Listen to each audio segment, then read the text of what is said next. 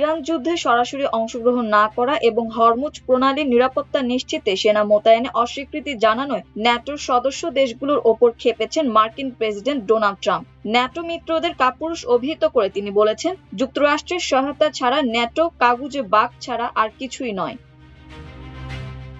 Truth সোশ্যালে Trump আরো বলেন, পারমাণবিক শক্তিধর ইরানকে দমাতে তারা এই লড়াইয়ে যোগ দিতে চায়নি।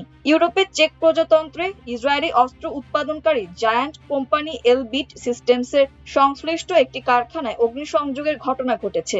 একটি আন্ডারগ্রাউন্ড গোষ্ঠী এই ঘটনার দায় স্বীকার করছে। বিষয়টি নিয়ে সংশ্লিষ্ট কর্তৃপক্ষ তদন্ত শুরু করেছে। আল জাজিরা লিখেছে, চেক কোম্পানি ও এলবিট সিস্টেমসের যৌথ পরিচালনায় ওই স্থাপনাটির বেশ কয়েকটি ভবন ভোরের দিকে হামলায় ধ্বংস হয়ে গেছে।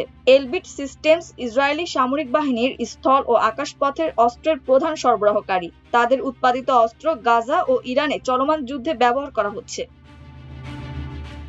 দ্য আর্থকোয়েক ফ্যাকশন নামে একটি গোষ্ঠী এই হামলার দায় স্বীকার করে টেলিগ্রামে বলেছে, এই স্থাপনাটি ইসরায়েলের বৃহত্তম অস্ত্র উৎপাদনকারী কোম্পানি ইউরোপীয় কার্যক্রমের প্রধান কেন্দ্র ছিল। এখন এটি দাউ দাউ করে চলছে।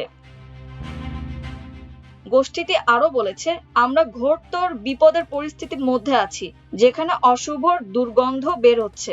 সহযোগী আন্তর্জাতিক সরকারগুলোর কাছে ভিক্ষা চাওয়ার সময় আর নেই। তাদের হত্যার সরঞ্জাম নস্যাৎ করতে আমরা প্রয়োজনীয় ব্যবস্থা নেব। চেক পুলিশ সামাজিক যোগাযোগ মাধ্যম এক্সে বলেছে, এতে সন্ত্রাসবাদী যোগসূত্র থাকতে পারে। ঘটনাটি তারা তদন্ত করছেন। মাল্টিমিডিয়া ডেস্ক, আমার দেশ।